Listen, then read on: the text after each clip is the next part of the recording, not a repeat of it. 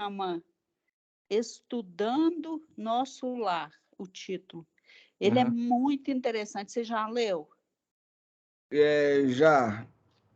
Eu achei. Ele é um estudo que foi feito lá nas regiões, né, onde ele está, né? Na região onde ele está, do livro Nosso Lar. Foi feito com os que vivem lá. Aham. O Carlos Bacelli, assim, os escritos dele a gente tem que ler com bastante cuidado, bastante critério. Aliás, esses médiums da safra nova aí, a gente tem que ler, aliás, qualquer médium, né? É. Se for seguir a orientação de Kardec, qualquer médium você tem que ler com bastante cuidado, bastante atenção. O próprio Chico mesmo, os últimos livros dele já não estavam tão bons, não. Tem alguns problemas. Isso, assim, considerando. É porque tem gente que já não aceita vários livros do Chico. Né? No próprio movimento espírita, eles falam muito sobre isso. A questão, por exemplo, do livro, aquele Pátria do Evangelho, ele é muito criticado. Aquele do Emmanuel, Consolador também. Então, assim, é difícil. Nós somos pessoinhas difíceis, né? Bom, vamos lá, vamos iniciar. Já estamos já aí com uns 4 minutinhos. E como sempre nós fazemos, a gente sempre inicia as nossas atividades e finalizamos os trabalhos com uma oração. Vamos lá recorrer à prece, rogando a Deus o amparo e assistência amiga para o entendimento, a absorção e também a transmissão dos conhecimentos. Vamos procurar voltar a atenção para nós, buscando nos acalmar emocionalmente, psicologicamente, fazendo esse apaziguamento íntimo, corre-corre do dia, e voltando o pensamento para o mais alto, roguemos. Deus, Pai de amor e de bondade, Jesus, divino cealheiro, nesses instantes em que nos preparamos para iniciarmos mais um estudo dos terrenos da psicologia, da psicoterapia. Te rogamos, Senhor, a tua permissão para que todos possamos estar sob o amparo, o auxílio dos nossos anjos da guarda, mentores e orientadores espirituais. Esses corações amigos e amoráveis possam encontrar em cada um de nós aquele espaço e aqueles elementos que lhes propiciem nos auxiliar, seja pelas vias da intuição, da inspiração, no entendimento e na transmissão das lições desta noite. Pedimos por todos aqueles que se reúnem a nós na noite de hoje, seja pelas vias da tecnologia, aqueles que acorrem a partir dos planos espirituais da vida, bem como também para aqueles que posteriormente chegarão a nos assistir ou a ouvir. Abençoe todos nós, reforçando, Senhor, aqueles elementos edificantes que trazemos em nossa intimidade. Lembrando ainda dos familiares, conhecidos, amigos, parentes e daqueles que não puderam estar conosco na noite de hoje, pedimos a favor de todos, rogando-te ainda estender estas bênçãos em favor de toda a humanidade. E, em particular, lembrando do nosso país, que vive esse processo eleitoral, que possa a sua população abrir para aquela consciência mais ampla, sabendo escolher melhor aqueles que se arrogam o dever e a responsabilidade de dirigir a nossa pátria. Se, enfim, com todos nós, hoje, agora e sempre, que assim seja. Bom, nas noites de quintas, nós temos estudado esse livro do Aguinaldo Paviani, A Vida, Seu Maior Patrimônio, onde nós nos deparamos com a história da família Lauser. Como já dissemos diversas vezes, é uma história verídica, no qual apenas foram alterados os nomes dos personagens, ou talvez até alguma circunstância, mas assim, nada que não aprove ou comprove a veracidade da história, ou traga prejuízo às lições que todas essas pessoas vivenciaram para cada um de nós. E na última quinta-feira nós encerramos o estudo falando a respeito da conversa, do diálogo entre o Ernestino, que ainda se encontrava no hospital, onde nós vimos que ele vai necessitar fazer uma cirurgia no coração, uma cirurgia cardíaca nesse terreno, provavelmente colocando uma ponte safena, alguma coisa assim, com o doutor Tibério, onde, no diálogo deles, o doutor Tibério vai falar para ele que ele conhecia muitas pessoas que adoeceram porque decidiram, ou optaram, é melhor, acho que a palavra opção é melhor do que por decidir. Porque decidir nos remete a aquela questão de uma tomada de decisão consciente. Então, eu estou decidindo a respeito disso. E opção, não.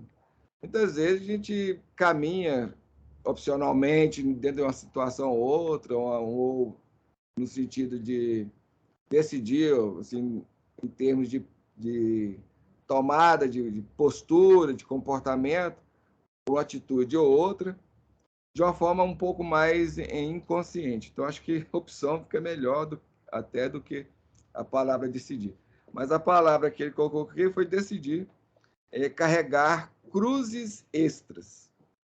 Então, nós vamos hoje continuar a partir daí.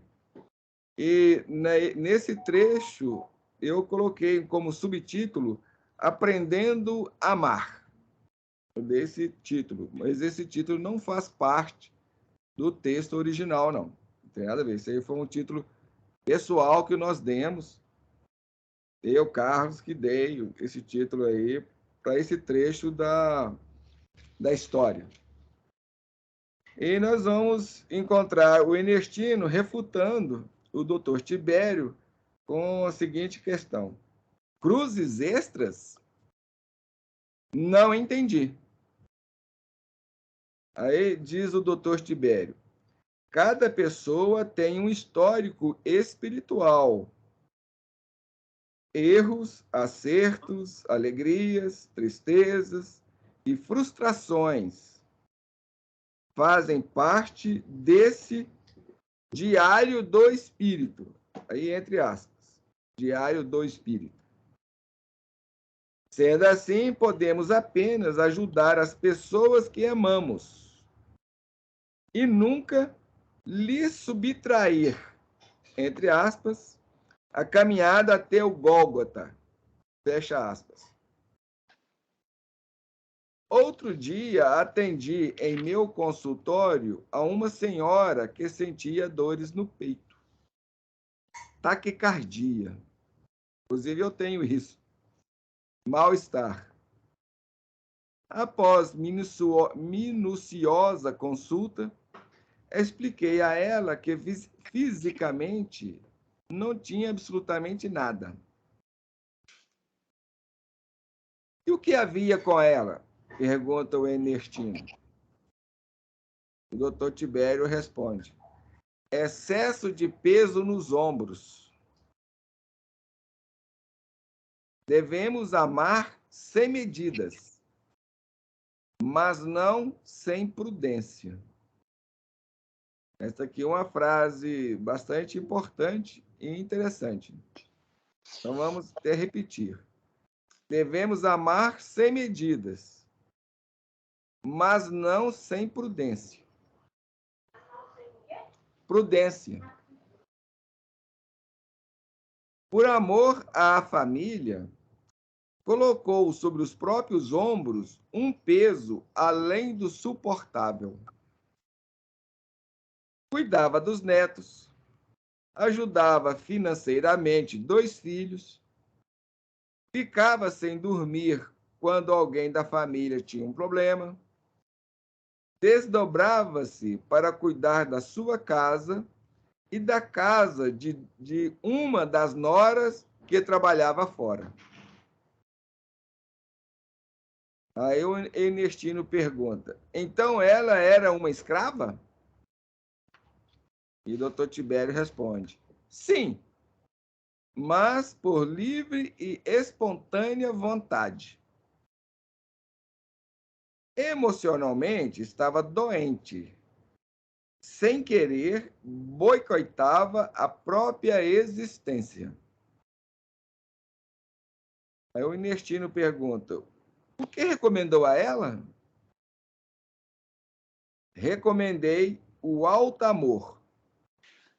Ela poderia continuar fazendo o que fazia, mas deveria tomar algumas atitudes fundamentais, tais como estabelecer limites físicos e emocionais, permitir que os entes queridos vivam suas experiências sem poupá-los, cuidar de si, obrigado, antes de cuidar dos outros.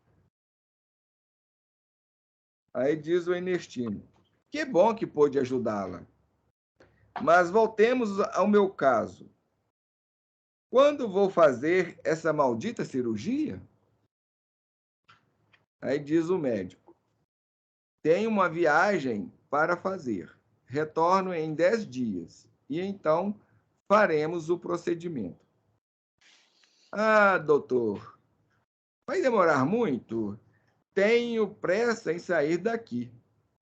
Aliás, não sei por que Deus fez isso comigo. Abrindo um parênteses aí, essa é uma frase muito comum para muitos de nós, né? Essa frase, não sei por que Deus fez isso comigo. Não mereço. Eu não mereço. Eu falo muito isso, eu não mereço. Eu não merecia passar por isto. Ernestino, sua revolta não se justifica. Como não? Sou um homem dinâmico e agora estou preso a esta cama. Amigo, aproveite para repensar sua vida. Às vezes, quando não paramos para um autoexame, a vida nos faz parar. Nunca fiquei doente. Fazer exame para quê?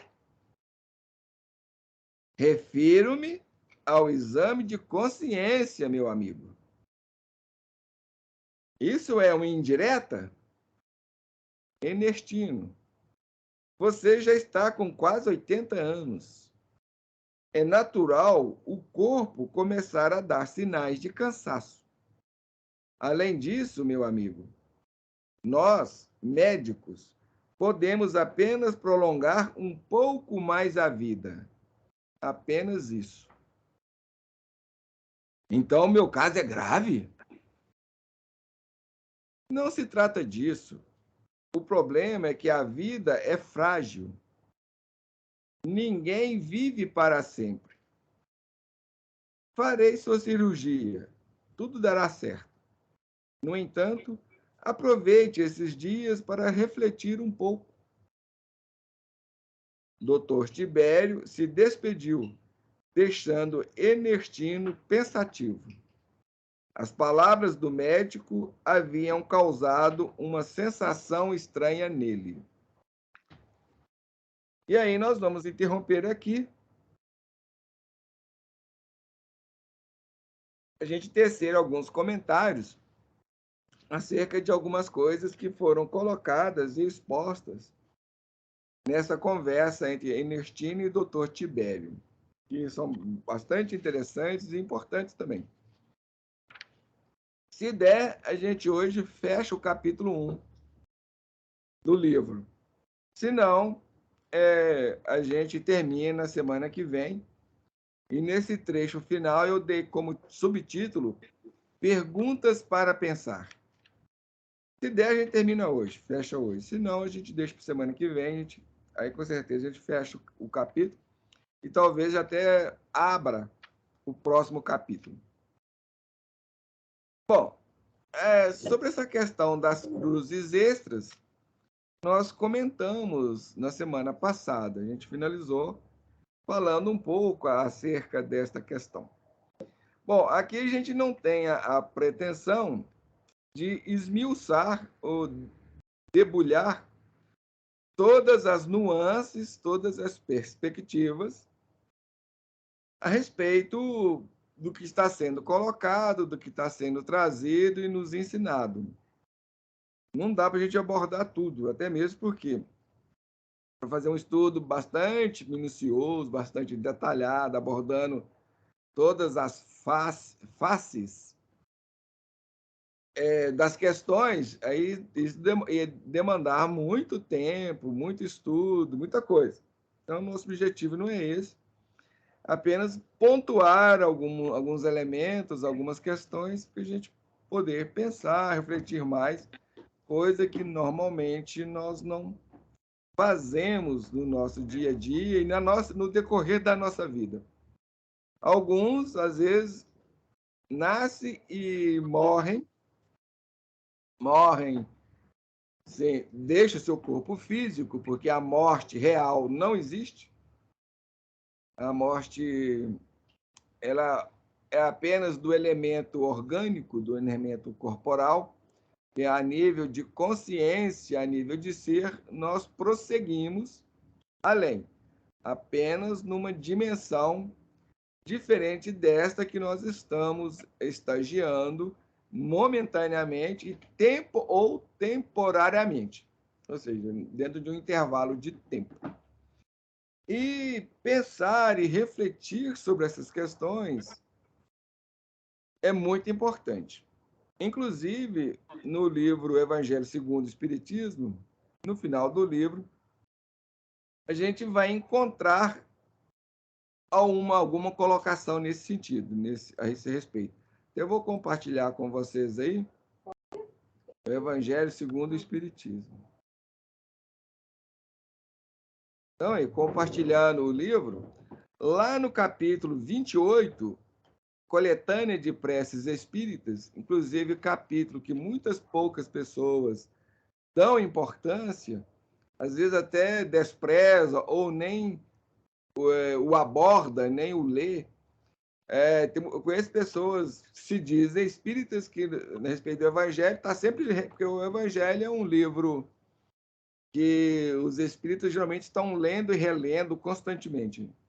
Nós aqui em casa mesmo, a gente lê e relê ele constantemente no Evangelho no lar. No Evangelho no Lar, ou Culto do Evangelho no Lar, nós estamos sempre lendo o livro o Evangelho segundo o Espiritismo, um livro que não falta.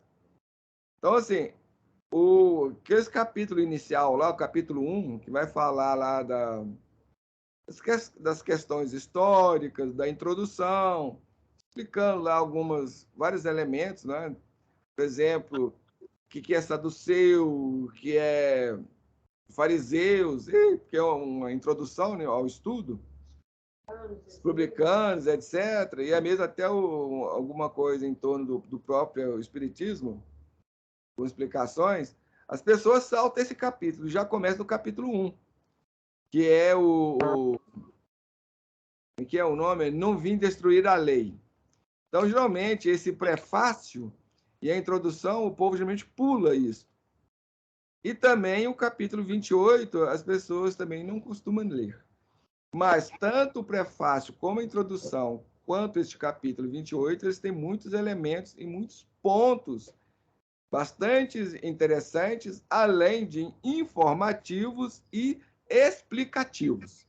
Então, eles informam no sentido de esclarecer e também explicam muitas questões, nos dando elementos de maior ponderação, reflexão.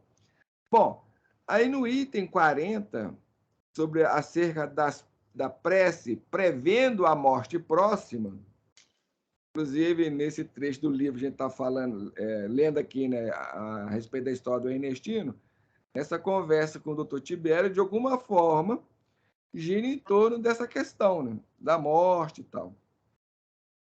Bom, aí vai colocar assim, ó, prefácio ou nota explicativa, né?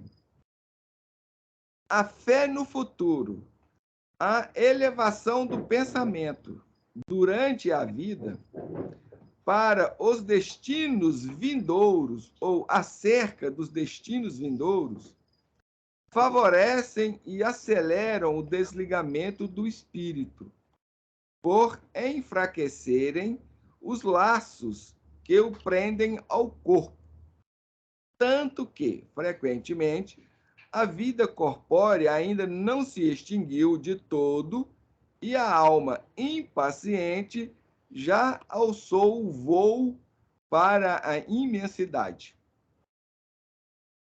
Ao contrário, no homem que concentra todos os seus cuidados nas coisas materiais, aqueles laços são mais tenazes. A separação é penosa e dolorosa. E o despertar no além-túmulo é cheio de perturbação e ansiedade. Então, veja só o que é a espiritualidade e o que está sendo colocado para nós. É um tema bastante importante e fundamental. Ou seja, aquelas pessoas que param para pensar acerca da vida, das questões do autoconhecimento, da evolução, dos nossos destinos, o que vai ser da gente no amanhã, o que acontece com o ser humano no amanhã, essa questão acerca da morte, a morte é real, ela existe mesmo, ou é apenas alguma coisa de transição? Quando a pessoa para pensar, para refletir, ponderar acerca de tudo isso, consequentemente também ler a respeito, se informar a respeito, isso nos ajuda no retorno ao mundo espiritual. Por quê? Ele está falando aqui que esses processos, esses procedimentos, ou esse tipo de vivência, de comportamento, de atitude, eles enfraquecem os laços que prendem o espírito ao corpo físico. Então, quando a pessoa realiza um trabalho sobre si, de autoconhecimento, de transformação, ele vai retornar para o plano espiritual numa situação melhor, uma situação mais tranquila, mais harmoniosa, mas sem perturbação. Inclusive, até coloca que, às vezes, em alguns, a vida corporal ainda nem se extinguiu, mas a alma já se desprendeu por se encontrar impaciente para retornar a essa pátria de origem. Porque lá é a nossa pátria de origem. Aqui é só é como você, por exemplo, eu moro aqui no Brasil, vou viajar para fora, eu vou fazer um passeio, seja na Europa, qualquer lugar do mundo, mas depois eu retorno.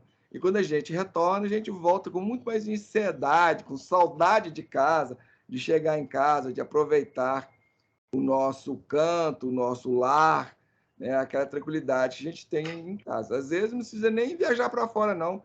Mesmo que a gente saia de casa, a gente vai em alguma viagem de férias, seja na praia, um sítio, qualquer lugar. Então, a gente chega um certo momento, a gente tem saudade de casa, daquilo que a gente vivencia, daquela tranquilidade, daquele momento maior em que você está mais bem consigo mesmo, sem se preocupar, enfim, mais à vontade. Então, isso ocorre também a nível de espírito. Por isso que essa questão é muito importante e muito sim, a gente ter ela em conta.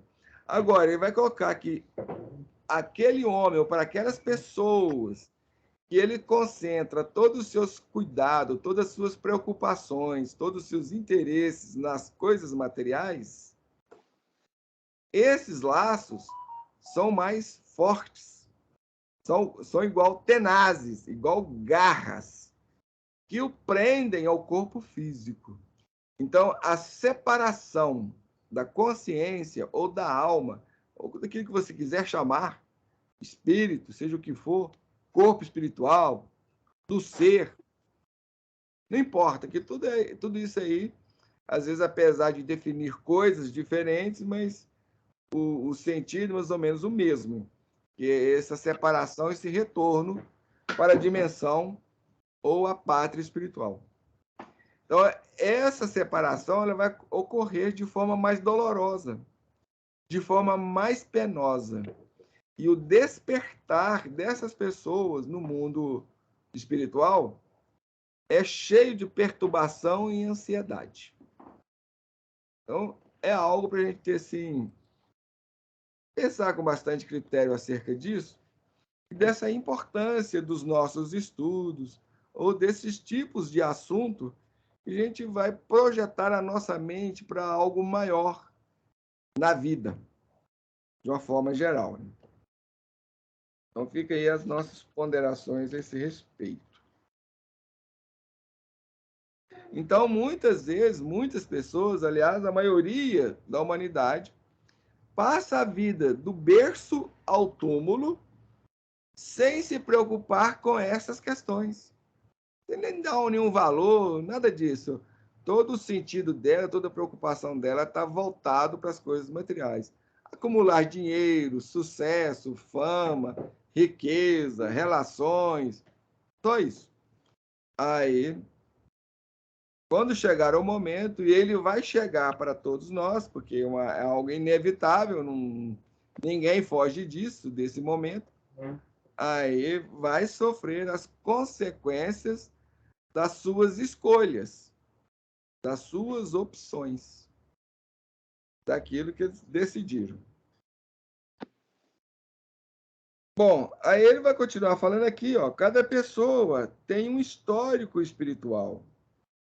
Erros, acertos, alegrias, tristezas, frustrações e várias outras coisas fazem parte desse diário do espírito. Então, nós, enquanto seres imortais que nós somos, ou espíritos, ou consciências imortais, nós escrevemos quase que um diário, ou seja, o nosso dia a dia realmente é um diário que nós vamos escrevendo.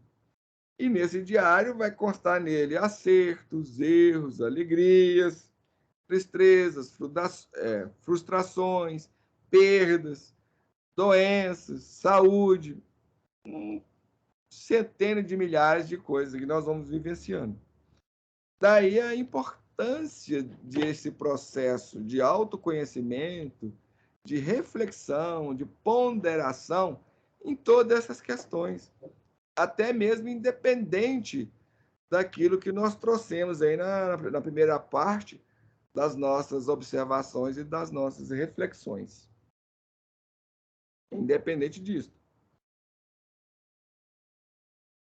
Ou seja, a gente deveria parar para pensar em tudo isso, até para a gente aprender e saber lidar com todas essas questões de uma forma mais tranquila, de uma forma mais equilibrada, e não de uma forma tão perturbada, tão conturbada, quanto ocorre conosco.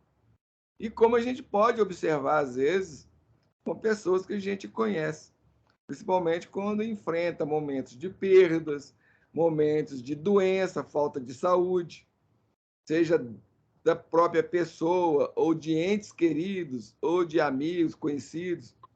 Às vezes a pessoa lidando com aquela situação entra num processo de desequilíbrio, de revolta, de angústia, de insatisfação, de mágoa. Assim, ou seja, cria isso que o doutor Tibério está falando, cruzes extras. Ou seja, coisas extras, situações extras, prejuízos extras que a pessoa, a priori, talvez, não precisaria de passar por aquilo. Mas a pessoa atrai aquilo para si em função do seu comportamento, da sua atitude, da sua postura ante a vida. Então, todo esse negativismo, essa abordagem negativista da vida, ou seja, dentro desse quadro de desequilíbrio, de desarmonia, ele é prejudicial. Então, o primeiro a ser prejudicado sou eu mesmo. O primeiro a ser impactado sou eu. E, a partir daí, eu vou irradiar essa situação para os outros também, que eu vou envolvendo os outros na minha problemática ou nas minhas dificuldades. Então, eu vou arrastando todos aqueles que estão à minha volta. Seja do campo físico, pessoas que eu estou interagindo com elas, e aqui até pior, porque eu não vejo e não percebo pessoas do campo espiritual. Arrasto todo mundo. Do campo espiritual, eu não dou notícia, não dou conta disso. Só vou vir a ver toda a consequência, todo o buraco que eu cavei quando eu retornar para o mundo espiritual. Ou seja, quando eu desencarnar. Quando eu chegar do lado de lá, eu vou olhar e falar, nossa, eu fiz esse buracão todo? Fez. Agora você vai ter que consertar. Você fez o buraco, vai ter que dar um jeito de resolver essa situação.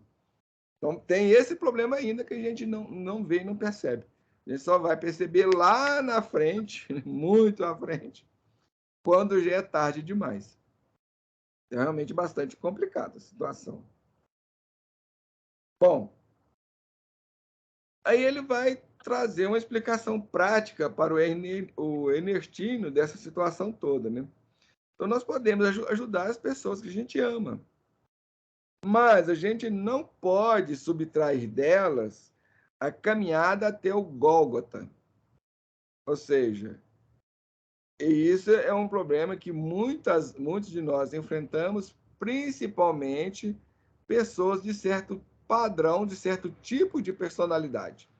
Eles bate muito com essa dificuldade, com esse problema. Pessoas que a gente, dentro do Enneagrama, vai chamar, por exemplo, de ego 2. E não são só eles, não. Isso é algo mais ou menos comum. Então, as pessoas do tipo 2, elas vão ter ainda mais dificuldade nessa área. Pessoas do tipo 8 também, elas têm dificuldade nessa área porque elas são muito intervencionistas, elas querem dirigir as pessoas, controlar as pessoas. Então, todas as pessoas que têm esse viés têm algumas dificuldades.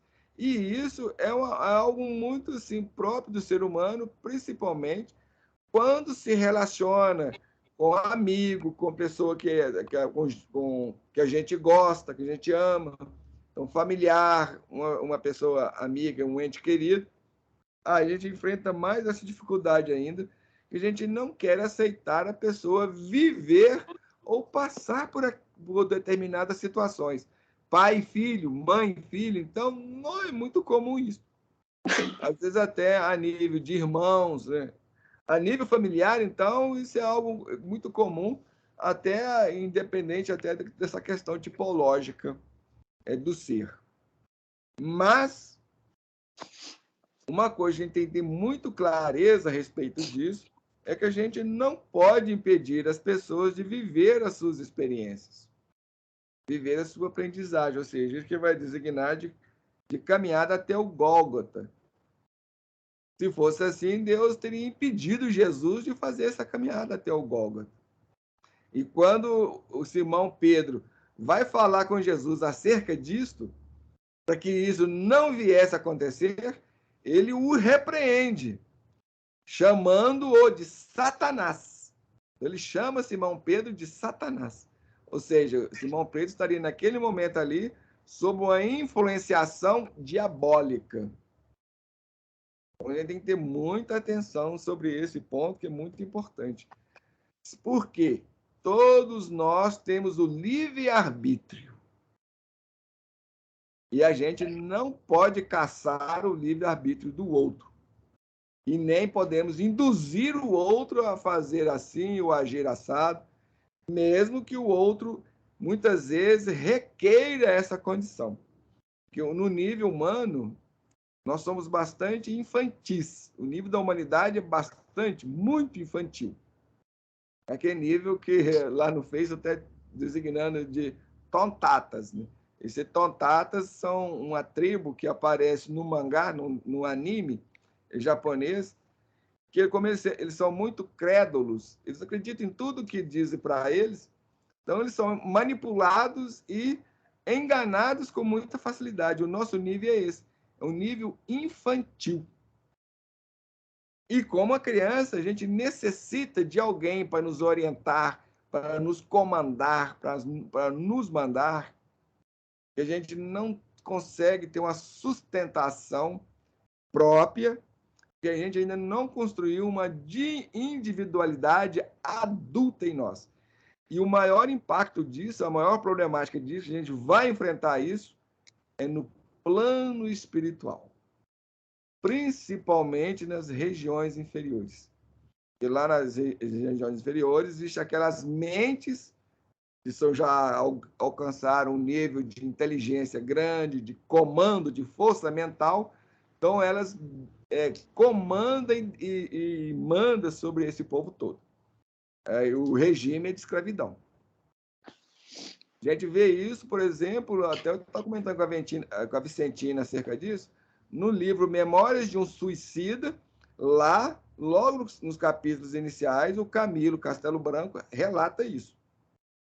Ele depois, logo assim que ele cometeu o suicídio, passado um certo tempo, ele viu aquele mangote de espíritos vindo na direção dele, ele fica apavorado, quer dizer, aquela turba, aquele montão de espíritos, e eles estavam sendo levados, conduzidos por soldados que vinham como lança, com lança espetando eles. Então eles vinham em cavalos,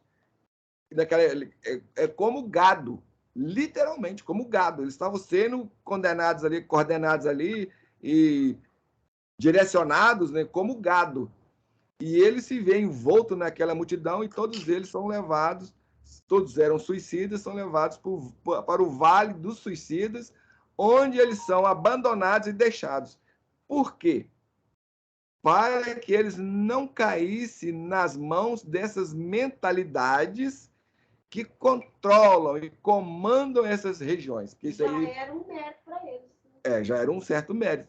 Que seria ainda muito pior, porque essas mentalidades tratam essas pessoas, esses espíritos, como escravos. A gente vive lá sob o comando deles. Porque o André Luiz também relata, todos os livros que a gente lê, só que as pessoas não conseguem ver essas questões. Por quê? Quando eu não construo dentro de mim essa capacidade de autocrítica, de análise, gente, é igual gado. Por isso a gente vê. É igual o povo. O povo, no dia anterior, estava louvando Jesus. Jesus vinha montado num burrico e eles com folhas de palmeiras, bananas, jogando pétalas na frente de Jesus, quando Jesus ia passando. No dia seguinte estava gritando: Barrabás, crucifica-o. E a gente vê muito isso no dia a dia. No Brasil mesmo atual, a gente está vendo isso. Moro, pouco tempo atrás, era um herói. Hoje virou bandido. E o bandido virou herói. Essa é a multidão. Ela não tem discernimento. Ela não tem caráter. Ela não tem individualidade. É igual gado. Ela procura matar a fome, matar a sede, ter o que vestir, ter o que comer. A preocupação dela é essa. E reproduzir. Só isso. Ou seja, aproveitar as coisas do mundo. Viver as satisfações do mundo. Só gira, a vida deles só gira em torno disso. Eles não param para pensar sobre coisas maiores, qual o significado da vida, qual a importância da vida, o que representa viver. Qual é o sentido da vida? Nada disso. Não existe a menor preocupação para essas mentes. Então, realmente, é muito sério a situação. E o doutor Tibério vai trazer para o Ernestino o relato ali de uma de suas pacientes, que chegou no consultório dele, clamando dor no peito, algumas sensações de mal-estar, taquicardia e algumas coisas nessa área. Aí o doutor Tibério examinou ela e ela não tinha nada. Fisicamente, ela não tinha nenhum problema. Aí ele pergunta, mas então o que tinha? O que ela tinha? Ele vai explicar. Excesso de peso nos ombros.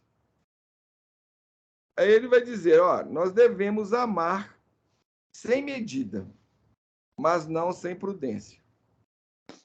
Esse é um ponto muito chave e importante. Ou seja, nós devemos procurar amar os outros incondicionalmente, sem impor condições, sem impor restrições, limites, qualquer coisa nesse sentido. Coisa que para nós é difícil. E isto é uma construção. E nenhum de nós estamos nesse patamar, nesse nível. Mas nós podemos trabalhar sobre nós mesmos, construindo esses pontos, construindo essas pontes que vai nos ligar àqueles aspectos superiores que nós já trazemos em nós, dos quais nós não somos hoje conscientes deles. Nós não temos consciências desses dons, entre aspas, aí, que nós trazemos, ou destas sementes que nós trazemos na nossa atividade.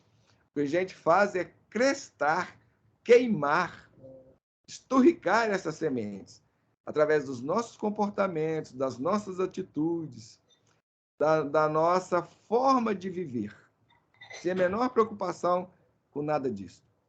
À medida que a gente faz isso, a gente queima esses potenciais que nós temos.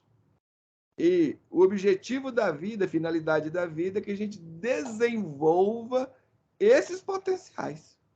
Isso é evolução. Isso é o crescimento. E isso é o porquê de nós estarmos aqui.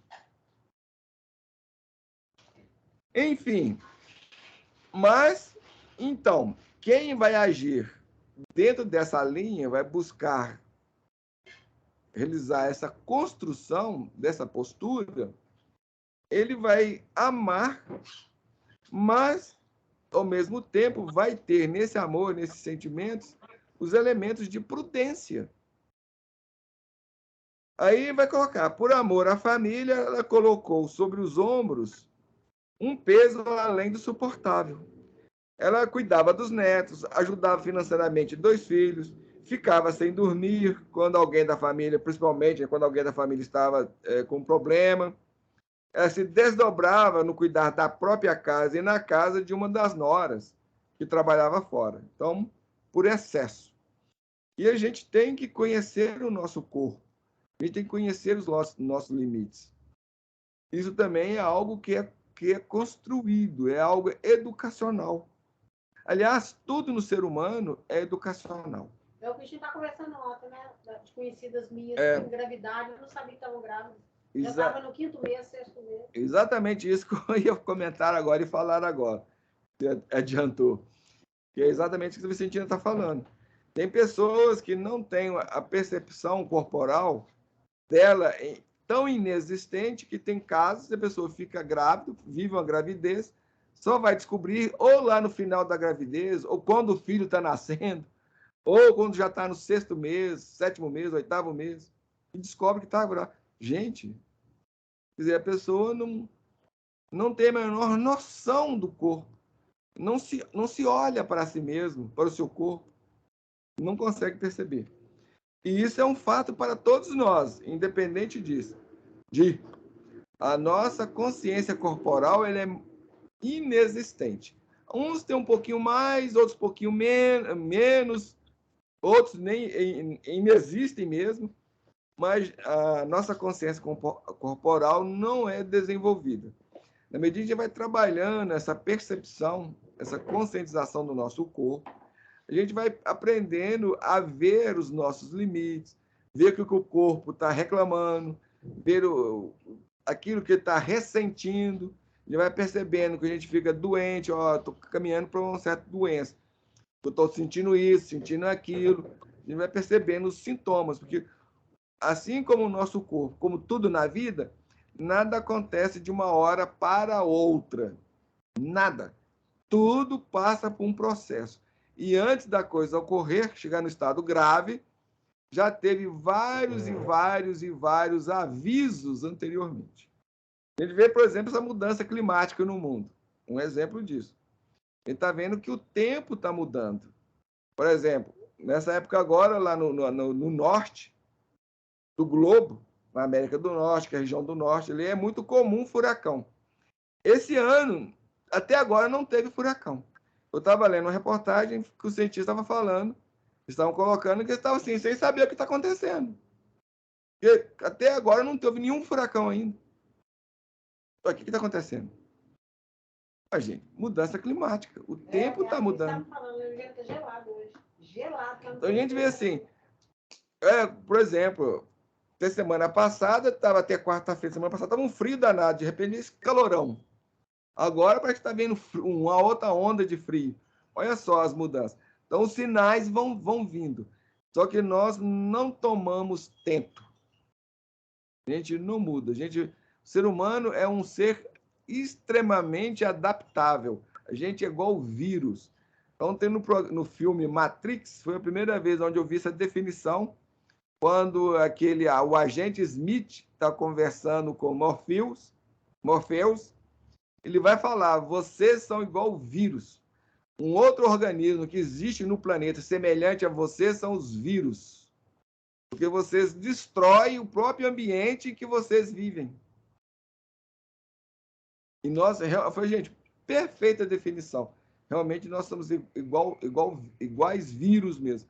Primeiro, nós destruímos o ambiente, o sistema, o ecossistema no qual a gente existe. E a gente destruindo esse ecossistema, a gente está destruindo a si mesmo, porque a gente depende dele para viver, para existir. E nós estamos destruindo ele. E depois, e o vírus também, ele é extremamente adaptável, o vírus. E nós somos extremamente adaptáveis. Nós vamos adaptando a situação. Tudo. Ao ponto de que, se a gente for sequestrado, a gente se adapta àquela situação e, no final, a gente acaba apaixonado, amando quem nos tortura, quem nos agride. Aqui que eu estava falando, antes aí atrás, dessa questão do padrão mental infantil que nós temos. Nós somos extremamente infantis. Tudo isso aí é decorrente desta infantilidade que vai gerar um estado de consciência de sono, de não percepção, de desequilíbrio e milhares de outras coisas. Insatisfação, erro de alvo, porque nós buscamos o reino do mundo e desprezamos o reino do Cristo. Ou seja, validamos, queremos e concretizamos as coisas materiais que são passageiras e desprezamos os valores da alma, os valores do espírito, que são eternos. A gente valoriza e busca e deseja e quer os valores do mundo que são passageiros. Dinheiro, fama, riqueza, beleza, poder, tudo isso é temporário e passageiro.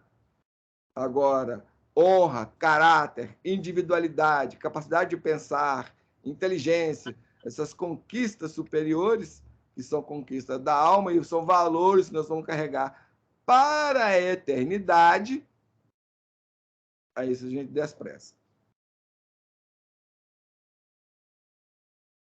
E ele vai falar, então ela era uma escrava? Sim. Mas por livre e espontânea vontade. E essa é a nossa situação. A situação humana, de um modo geral, a gente vive numa escravidão em diversos níveis. A gente vive numa escravidão espiritual, vivemos numa escravidão psicológica, vivemos numa escravidão mental, que é psicológica, emocional e até de fato, fisicamente mesmo. Vivem situações de escravidão.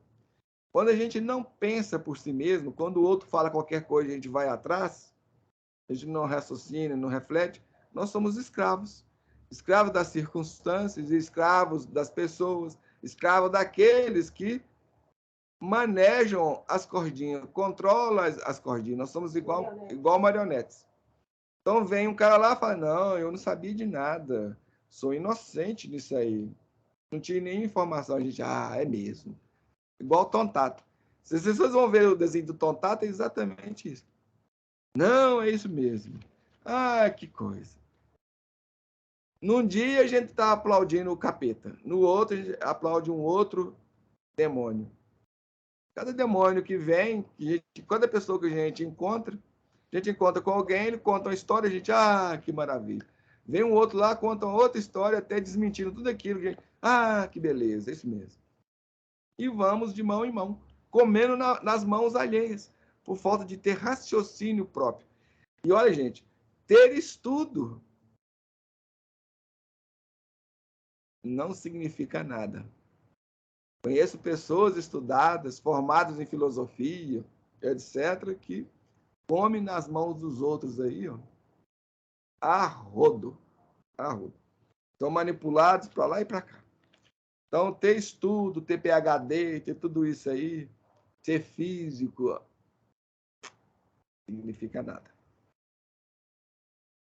Porque o QI, a gente só fala de QI mental e QI emocional, mas tem outros QI. O QI não é só mental e emocional, não. Tem QI espiritual, QI moral, QI evolutivo. Tem um monte de QI por aí. A gente só fica preso no QI emocional e no quociente de inteligência. Só que inteligência não é tudo. Inteligência é parte de uma equação que é bem maior e bem mais ampla do que a gente possa imaginar. Então, nós vivemos em diversas espécies de escravatura sem nem perceber. Então, a melhor coisa que o povo fez, por exemplo, foi acabar com a escravatura absoluta. Qual que é a escravatura absoluta?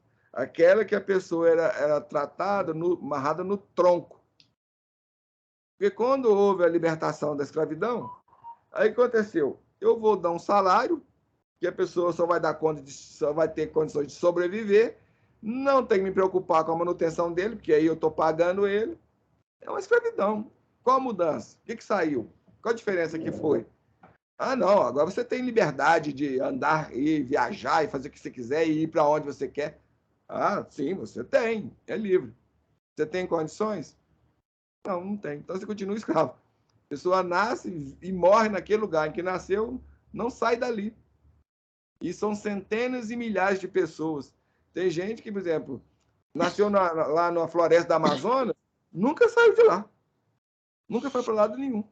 Eu mesmo, eu só conheço algumas coisas aqui do Brasil, graças a Deus, mas tem muita gente que não conhece nem o próprio país. Por falta de condições, por falta de situação. A gente só vive em função da autossustentação mesmo. Isso não é escravidão? Então não adianta falar. A gente vivemos prisioneiros sem grades. Somos prisioneiros sem grades. Não tem grade nos impedindo, mas no fundo a gente continua prisioneiro. E a gente é isso a nível mental, podemos ser isso a nível mental, a nível emocional, a nível espiritual. E tem até aqueles, infelizmente, que vivem prisioneiros até fisicamente. Vira e mexe, a gente vê aí, falando que a Polícia Federal desbaratou aí alguém, uma empresa, um fazendeiro que tinha pessoas lá em regime escravo mesmo ainda. Hoje. Semana passada, ou retrasada mesmo, estava falando sobre isso aí. Aí, não sei se foi em Patrocínio, na região de Minas Gerais aí, a pessoa lá mantinha um monte de gente em regime escravo. Vocês são do mato dentro. Então, assim, aí vocês veem. É complicado. Bom, aí ele vai falar que as pessoas, né, que, de alguma forma, nós, em que buscamos esses monte de preocupações, de problemas para a nossa existência, sem haver necessidade disso, que muitas vezes a gente não tem necessidade disso, porque a gente, A senhora aqui que está relatando. Conversa com o filho, não, meu filho, eu não tenho condições de ficar dando minha situação, já estou velho, estou nessa... Para ela, que ela ela pega esses problemas do outro, carona, como é que fala? Você falou aí no início do estudo? O nome que você deu para ela, Carlos, o nome do estudo, quando você extra lá. Aprendendo a amar. Então, ela é escrava? Sim, por livre e espontânea vontade. Emocionalmente, ela estava doente. Sem querer, ela boicotava a própria existência. Sem querer. E muitas vezes nós fazemos isso. A gente vive dentro desses quadros de preocupações, de adoecimento, de desequilíbrio, de perturbação. A gente, de alguma forma, está boicotando a nossa própria existência. E nós vamos responder por isso. Ou seja, isto vai ter consequências em nossas vidas futuras. O grande problema é que a gente acha que viveu essa vida, morreu, acabou, Zé fini. Não. A grande titica da história é essa. Que a gente vai nascer uma outra vida, situação mais difícil, mais complicada, adoecido, doente, em função... Aliás, tudo aquilo que nós vivemos hoje, nós passamos hoje, já é em função daquilo que a gente fez lá atrás, e nós não temos consciência. Então, pelo fato de a gente não ter consciência do que fez, não quer dizer que essas coisas não vão repercutir, não vão trazer consequências para a nossa vida atual. Aí ele pergunta, então o que você recomendou para ela? Ele falou assim, o alto amor. Ou seja, nós temos que aprender a gostar de nós mesmos. O grande problema é que a gente acha que se gosta. Não. Se a gente se gostasse mesmo, a gente não se prejudicava. A gente não se trazia esse tipo de prejuízo para si.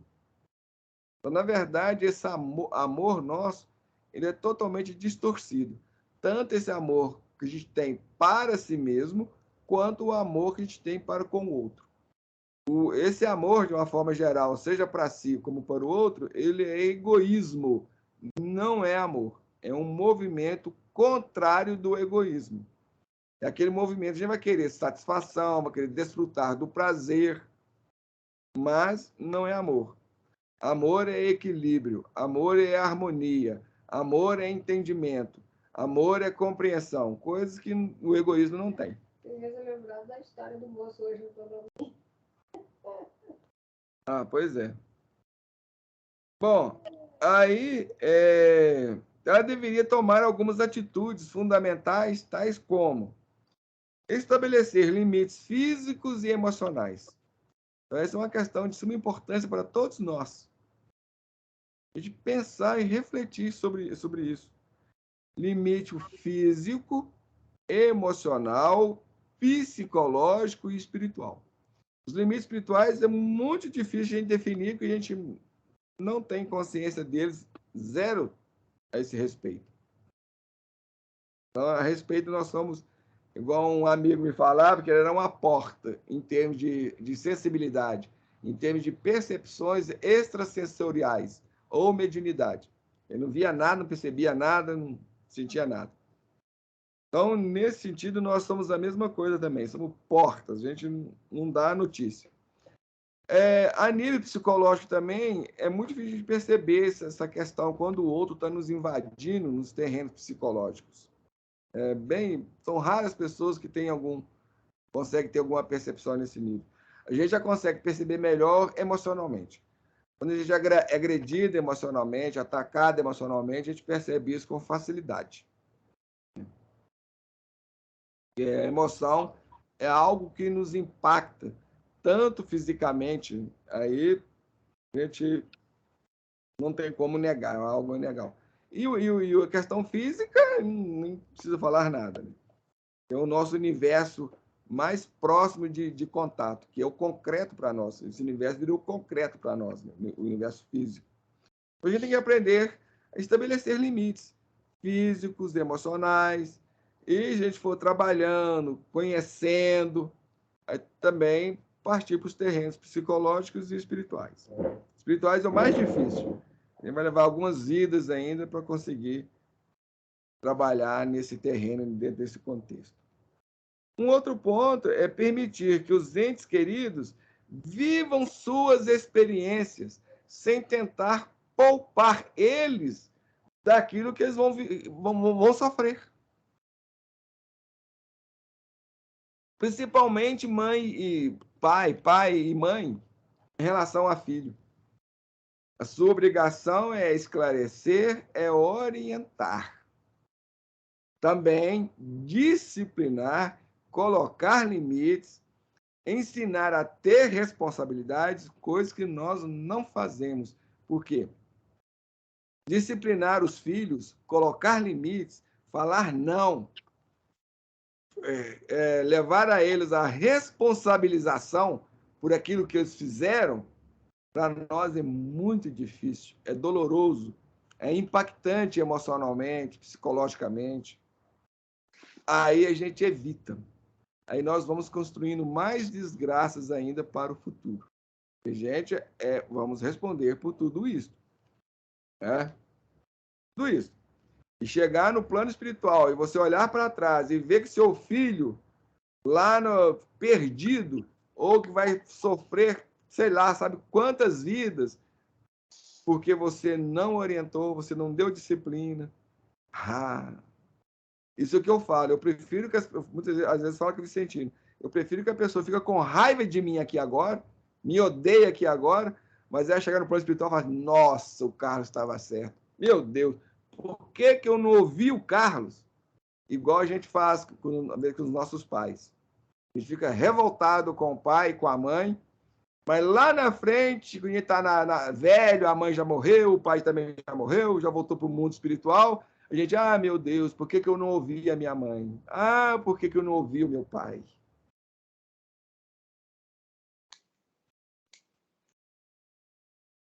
Bom, e nós temos que aprender a cuidar de si antes de cuidar dos outros. Porque é aquela história, como que eu vou ajudar o outro se eu não me ajudo antes? Não tem jeito.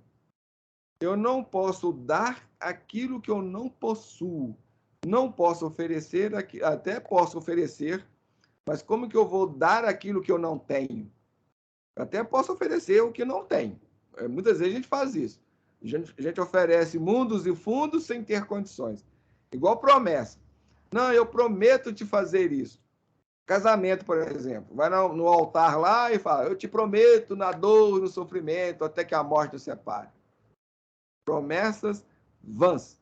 Estou fazendo promessas que não tem a menor condição de cumprir. Ou não sei se eu vou cumprir. E eu não tenho consciência se eu sou capaz de cumprir aquilo ou não. Então, não deveria prometer.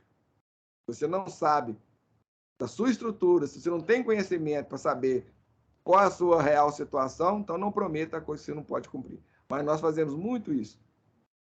Prometemos mundos e fundos, só que não tem. Só que quando chega o momento de mostrar, cadê? Eu não tenho. Então, eu não posso dar aquilo que eu não possuo. Só posso dar ao outro aquilo que, de fato, eu tenho. Então, nesse terreno, a gente tem que cuidar de si. Porque a Vicentina mesmo viveu situações assim, que eu falei, vamos, Vicentina, se você não cuidar de você, se você não estiver bem, como é que você vai ajudar o outro? Se eu vejo o outro lá, eu entro em desequilíbrio, se eu fico perturbado, minha mãe tá morrendo, eu entro em desespero, aí eu perco. Como é que eu vou ajudar o outro? Como é que eu vou levar conforto, força moral para o outro, se eu me... E chegar no plano espiritual, eu sou um Zé Ninguém, né? Lá, porque a espiritualidade não pode contar comigo, para nada. E quando eu for lá naquelas regiões de sofrimento, resgatar o povo lá, como é que eu vou acompanhar aquilo? E nesse sentido, tem uma história no meio espírita, né, que conta lá, até esqueci os personagens de fato, que a pessoa, acho que está numa história até do Chico, foi até com o Chico, numa reunião com o Chico, o cara vivia falando, não, deixa eu chegar lá, ser padioleiro lá no mundo espiritual. Centro-Oriente, né? Aí o Palminho um dia manifestou e falou, meu filho, você não tem noção do que é ser padioleiro lá. Tem um certo nível de tranquilidade, de equilíbrio. de harmonia, de equilíbrio. entendimento. Ué, não... É igual enfermeiro aqui. Você vai naquelas regiões lá de sofrimento, onde você vê coisas lá que aqui no mundo você nem imaginar que ele existe. Por exemplo, eu conheço pessoas, por exemplo, que se vê um outro vomitando, por exemplo, uma situação assim, na televisão, por exemplo, está passando um filme lá sei lá, o leão comendo uma presa, a pessoa perde desequilíbrio, não consegue nem almoçar, nem comer diante disso. Aí não dá pra fazer. Pois é. Chega num plano espiritual, como é que vai fazer? Igual o André Luiz, por exemplo. Chegou lá, não, eu sou médico, e o outro vomitando lá aquelas energias, aquelas gosmas, aqueles trem lá, mais esquisito lá, assim, ó. Você não faz ideia do que seja aquilo. Eu não, eu sou médico, eu não pego nisso, eu não boto a mão nisso. Então você não serve. Começou como faxineiro. Então você não serve, nem para faxineiro, porque ele tinha que catar exatamente isso. Teve que comer o orgulho, comer tudo aquilo, a prepotência dele, toda aquela superioridade, abaixar o fácil e ir lá pegar, né, o vômito lá dos pacientes, lá dos irmãos. São vômitos. Os miasmas é vômito. Tem aquelas energias fedorenta, catinguenta, aquela coisa assim, vocês não fazem ideia. Você acha que cocô de pessoas aqui doentes aqui na Terra? Isso é fichinha. Cheiroso. Cheiroso. Então, é complicado.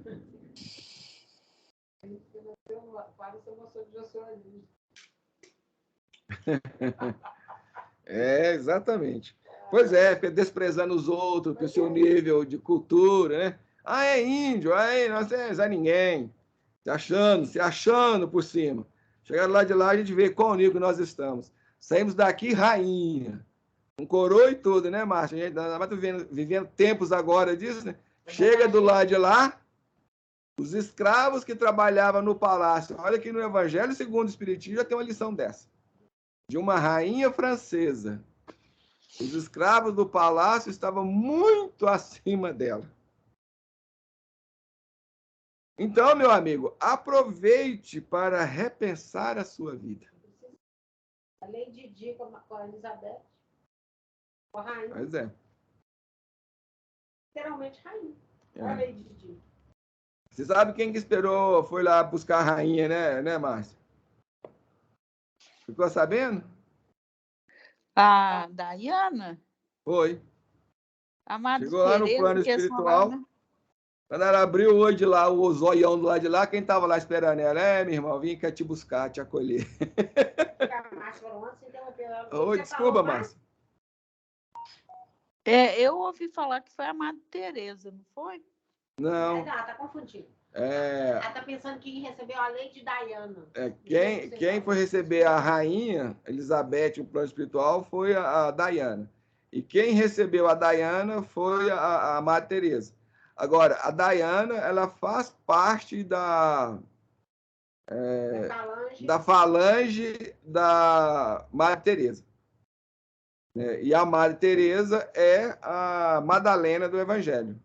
Tanto que quando a Lady Di procurou ela aqui na Terra para trabalhar junto com ela falou, não, o seu trabalho é o mesmo meu, porém em lugares diferentes. Dentro da sociedade. Dentro de situação diferente. Situação diferente. Você está falando da Diana.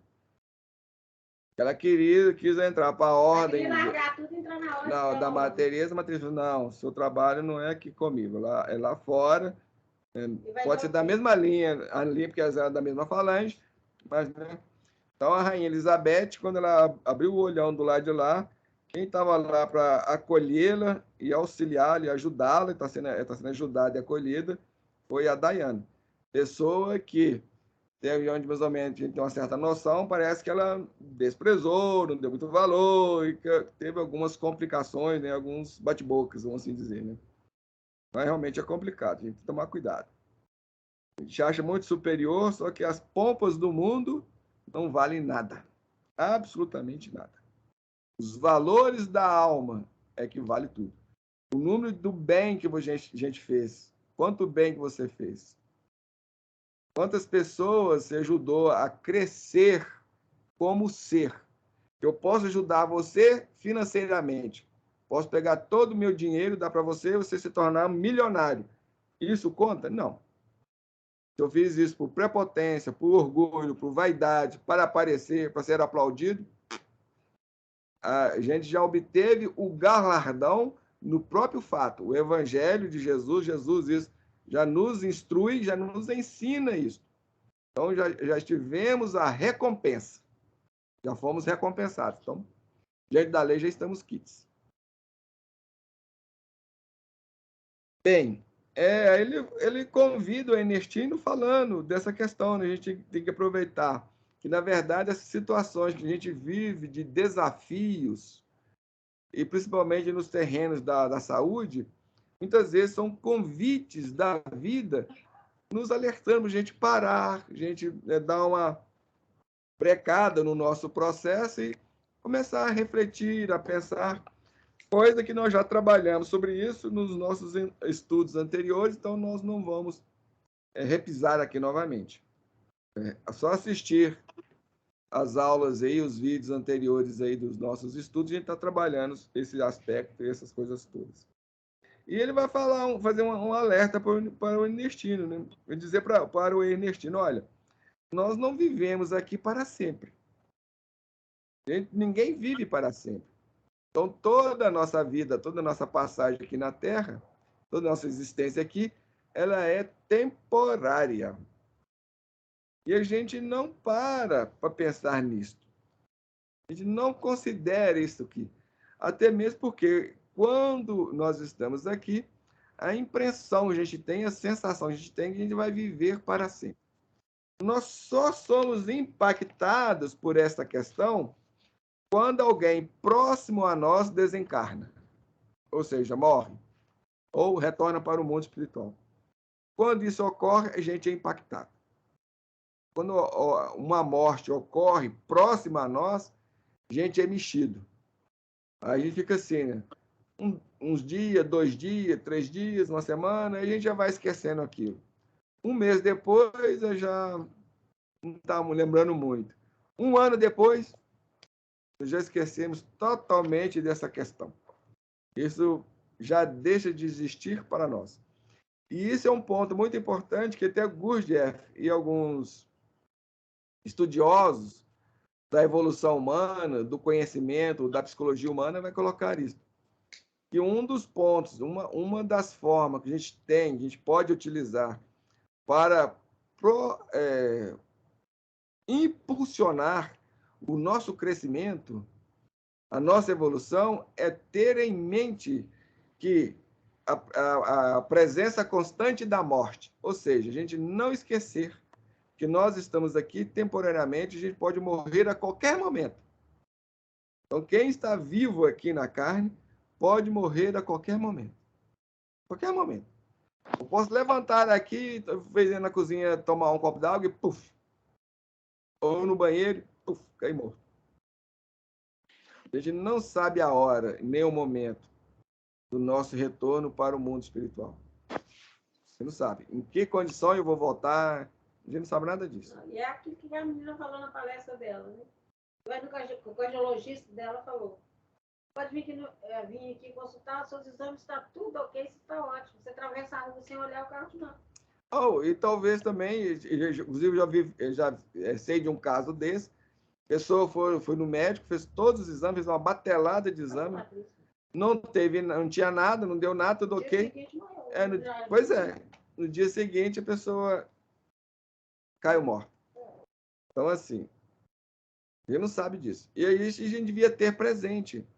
É que eu vou morrer, eu vou deixar para trás dinheiro, carro, apartamento, filhos, marido, neto, bisneto, roupa, livros.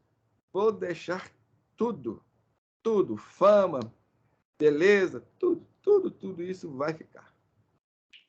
E tudo isso não são valores. Ou se é algum valor, é um valor transitório, temporário. É coisa do mundo. E se é do mundo, aqui vai ficar. Por isso que o Gênesis, a Bíblia, lá no seu livro inicial, no seu primeiro livro, vai dizer: Deus diz ao homem: tu és pó, e ao pó voltarás. Bom, então temos que entender isso. Quando Deus diz isto, segundo Moisés, Deus diz isto, para o homem naquela época, lá para Adão, sei lá o que for, ele estava falando do homem personalidade, do homem físico, do homem corporal. E desses valores do mundo, todas essas questões do mundo. Tudo isso é pó, e no pó vai ficar. Vai ficar. Então, a única coisa que é permanente são os valores da alma, é a nossa alma, é essa consciência, é a nossa inteligência. Tudo isso que a gente construiu, que a gente elaborou, que a gente desenvolveu, e isso são permanentes e vão permanecer e vão passar à frente. O resto, você vê, por exemplo, a gente está falando da rainha da Inglaterra aí, veja lá, todas as pompas, todas as circunstâncias, tudo aquilo. Agora, de que está valendo isso para ela? Mas aqueles valores que ela construiu, valores morais, de caráter, de individualidade, de conhecimento, todo o bem que ela fez, também como o mal que ela ocasionou, que ela produziu, que ela propiciou, que ela proporcionou, todos isso aí vai. Essas questões nós vamos carregar. Se é bom, se é o bem, vai contar a nosso favor. Se é mal, vai pesar contra nós. E tudo aquilo que a gente fez de mal, além de trazer prejuízos para nós, em termos de desequilíbrio, perda de saúde, doença e várias coisas, transtornos, ainda lá no próprio plano espiritual, na vida futura, a gente vai vir, a gente vê todas essas problemáticas humanas, pessoas nascendo na favela, passando fome, morrendo à míngua, sem condições, às vezes sem inteligência. Todas essas situações foram nós que construímos tudo isso aí ao longo das nossas vidas. Então, ninguém passa por nada sem merecer e sem ter necessidade daquilo. Ninguém. Absolutamente ninguém. O único que passou por situações amargas, sem ter nenhum merecimento, foi Jesus. Ele passou por isso em testemunho, dando a sua lição, dando o seu ensinamento. Então, fazendo lembrar que aparece lá esse do Mandela, lá que o Raul Teixeira estava falando. A gente estava vendo mesmo nesse sentido uma palestra que o Raul Teixeira está contando a história do Mandela. Ele era um admirador do Mandela e quando ele foi solto, aí ele entrou em choro, ficou chorando e tal. Aí o Camilo, que é o seu guia espiritual, apareceu para ele e falou assim, o que está acontecendo? Ele fala, não, porque o Nelson Mandela, ele veio e o guia. Aí o Camilo fala para ele, mas você sabe quem é o nosso irmão Mandela? Você conhece? Não, eu sei o que a imprensa fala, né, essas coisas. Aí ele vai falar, Nelson Mandela era um tenente, um capitão inglês, que na época lá passadas invade a África, mata, destrói, matou muitos lá, criou leis escravagistas. Aí, quando ele volta para o plano espiritual, depois de muito sofrimento, ele é socorrido e ele se dá conta de toda a desgraça que ele causou. Aí ele entra no processo de redenção. Ou seja, vai renascer na África em diversas situações de sofrimento. Não. E vai renascer na África em diversas situações de sofrimento, de dor. Ele vem como escravo, passa o capeta 4. Até chegar naquele ponto em que ele já mais consciente, aí ele vai solicitar a espiritualidade, a permissão de nascer na África do Sul, para lutar pela liberdade contra tudo aquilo que ele construiu na sua vida anterior. Aí ele vem como Nelson Mandela e vive que a situação e vai lutar ali para a libertação do povo negro, povo ao qual ele mesmo impôs em outras vidas aquilo que está fazendo. Essa é a lei divina. Então, ele mesmo vai falar que quando a rainha da Inglaterra conhece Mandela, eles têm um grande laço de simpatia, eles se tornam amigos. Na verdade, são espíritos que já tinha reconhecido lá antes, porque ele é inglês. O Nelson Mandela é um espírito inglês que tinha uma vida lá como capitão lá na Inglaterra. orientada pela corte inglesa, vai lá na África e faz o furdunço. Assim somos nós. Então, esses políticos de hoje, que estão pintando e roubando, fazendo o 4 e o 70, seu futuro é de dor e sofrimento. E ele vai xingar ele mesmo. Porque quando ele fala assim, quem E nós que aqui, a gente vai apoiando essa turma toda, a gente também vai pagando o pato e o preço junto, porque nós, né, estamos dando sustentação. Então, é uma falange. São falanges que a gente vai renascendo nesses meios. Então, é muito complicado. Cuidado com as nossas posturas, os nossos posicionamentos, com o que a gente está lutando para defender. Se você luta para defender a verdade e o bem, é uma coisa. Nós não vamos usar de subterfúgios para defender o mal em nome da verdade. Defender a corrupção em nome de verdade. Em nome de leis humanas. Essas leis não valem nada. Por isso nós temos que ter consciência, honradez, caráter, inteligência, visão. E Deus nos deu inteligência, nos deu visão, nos deu percepção, nos deu tudo. Se a gente chuta o pau da barraca e joga tudo isso fora, no lixo, as escolhas são nossas. E a gente vai pagar por isso. Que é o caminho da aprendizagem. Se não for assim, como é que eu vou aprender?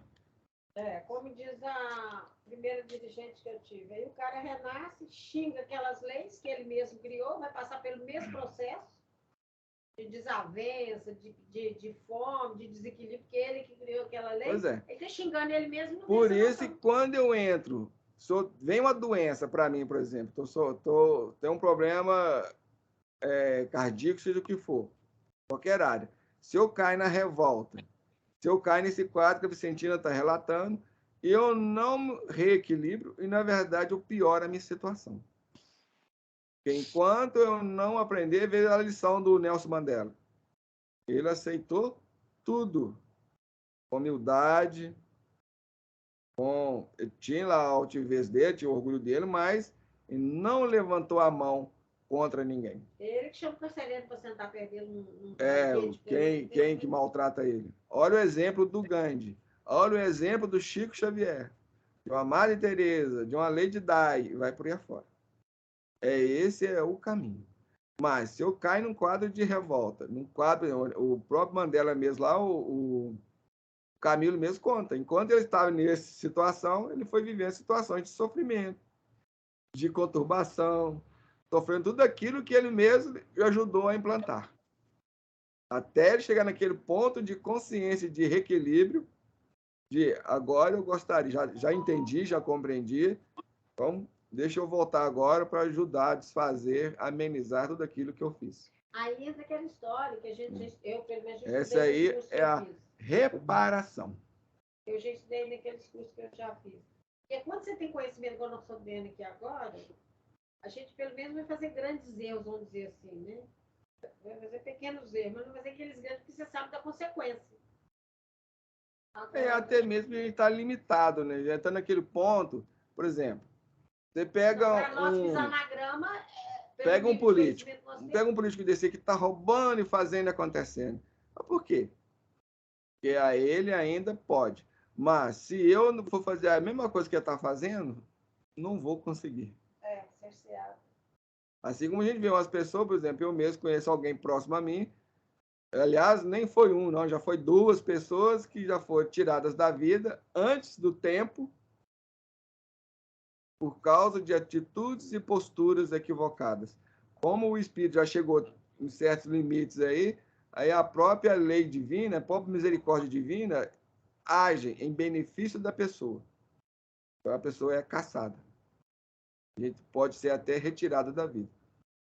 Então, é um benefício para si próprio. Não, a gente já está nesse ponto aí, já é uma grande conquista. Porque senão a pessoa se complicaria mais ainda. Então, muitas vezes, por exemplo, se eu for entrar no caminho errado, eu vou sofrer um quadro de doença, de lesão, que eu vou ficar incapacitado de continuar naquela jornada. Então, tudo isso também tem a ver. E essas pessoas que estão aprontando e desaprontando, às vezes, têm apoio de entidades perversas e más para fazer aquilo, porque elas funcionam como mão dessas entidades. como agentes dela aqui entre nós. Então, essas entidades dão sustentação a esse povo aí. Mas o preço que essas pessoas também vão pagar é muito maior. Porque entre a causa e o efeito, tem correspondência e tem similitude. Na lei tem uma palavra que define isso, que agora eu esqueci qual que é. Naquele livro que você começou lá, que a Dilma não gostou, do soldado lá, ali, como é que chama? 15 anos de... O Eustáquio. Cadê? Bom, nós estamos faltando uns minutinhos finais aí. A semana que vem a gente vai ver a parte final do capítulo 1, que chama Perguntas para Pensar, que provavelmente a gente vai ver muito rapidamente e vamos entrar no capítulo 2, que é a família Lauser. A gente vai conhecer melhor essa família. Porque na semana que vem, essa parte para pensar é muito rápida e tem poucos pontos para a gente sim, parar para refletir e pensar a respeito. Nessa parte de hoje teve um pouco menos, mas então assim, provavelmente semana que vem vai ser mais rápido, a gente fecha o capítulo 1, iniciamos o capítulo 2. Eu estava te perguntando, já que está faltando 3 minutinhos, é porque quando você terminou o estudo ontem, falando das pessoas que agravam problemas para ela mesma, só que você deu um nome próprio que o livro deu. Era isso que eu estava te perguntando. Não tem esse nome, não. Aí hoje você começou o estudo com ele. Tá, depois desculpa. Deixa eu descobrir. O nome da pessoa que a pessoa... Não é pessoa, não é nome da pessoa. Está adquirindo o problema do outro, tá? Você acabou de falar aí hoje no início do estudo, eu estava lá no banheiro, ouvi, na hora de uma banca que cheguei da rua. Você lembra disso aí, Márcia? Você falou em cruzes extras, né? Cruzes extras. Cruzes extras, é isso que eu queria saber desde o início. Mas não é nome de gente, não, hein? Eu falei que não é nome de gente, O nome que você dá, nome, eu não falei. As pessoas que... Cruzes extras, muito bem, é isso mesmo. Atrai ou busca situações que não precisaria, ou seja, questões de dificuldades para si, que ela não precisaria daquilo, são cruzes extras. Você está puxando cruzes extras. Quer dizer, você não tinha necessidade de passar por aquela situação. Você vai lá e está puxando aquilo. Por exemplo, você vai lá no Rock in Rio. Você sabe que a gente está numa pandemia, não usa máscara, não toma providência, não toma nada. Você está se colocando num quadro de risco. Isso é uma cruz extra que você está atraindo para você. Você pode vir de lá com a Covid. Às vezes você nem vai sentir nada, mas você pode ficar com uma sequela que você nem vai se dar conta de tudo isso.